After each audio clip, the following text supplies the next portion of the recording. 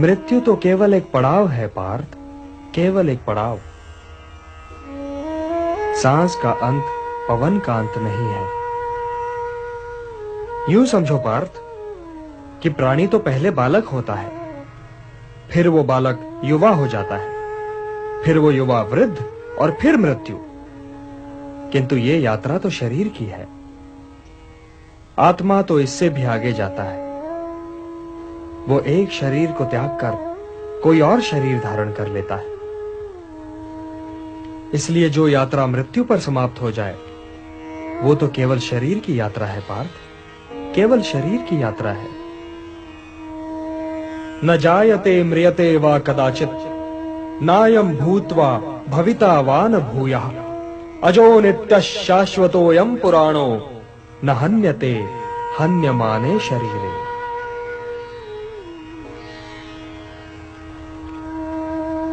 आत्मा की यात्रा तो अनंत है पार्थ, और उसकी यात्रा के एक बिंदु पर शरीर पीछे छूट जाता है और यात्री आगे निकल जाता है, और वो बिल्कुल वैसे ही कोई नया शरीर पहन लेता है जैसे हम पुराना वस्त्र उतारकर नया वस्त्र पहन लेते हैं।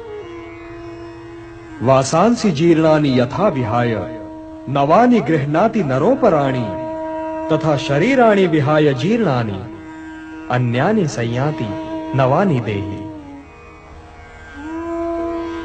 हे पार्थ, विनाश तो आत्मा को छू ही नहीं सकता, तो फिर शोक कैसा?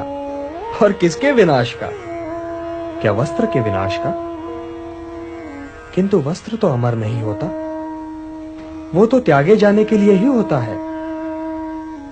और आत्मा मरता नहीं, कभी नहीं मरता।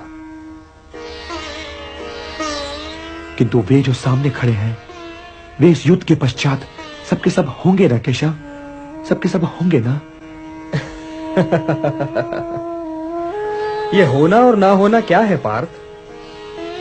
क्योंकि वो समय तो कभी था ही नहीं जब मैं नहीं था, या तुम नहीं थे, या ये सारे लोग नहीं थे।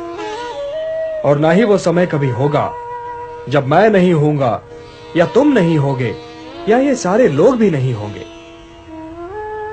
तो फिर तुम ये किस भ्रम में पड़ रहे हो पार्थ कि वर्तमान जीवन ही संपूर्ण जीवन है?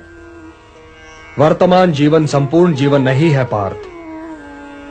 हम थे भी, हम हैं भी, और हम होंगे भी। अब रहे ये सुख दुख, तो इनका क्या है? ये तो ऋतुओं की भांति हैं, आते जाते रहते हैं।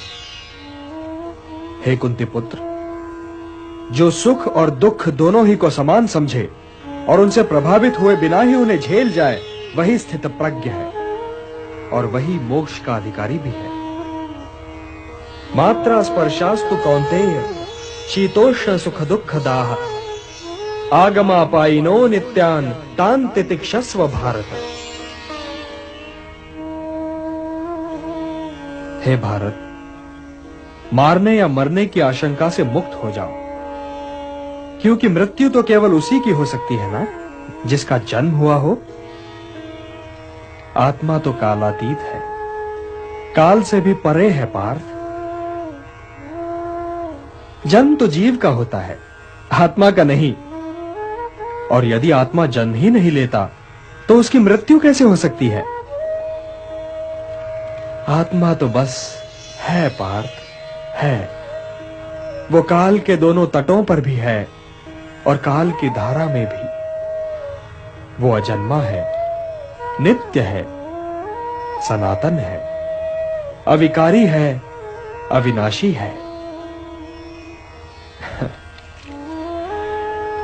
इसलिए मारने या मरने के प्रश्न को लेकर चिंतित होना व्यर्थ है पार्थ, व्यर्थ है।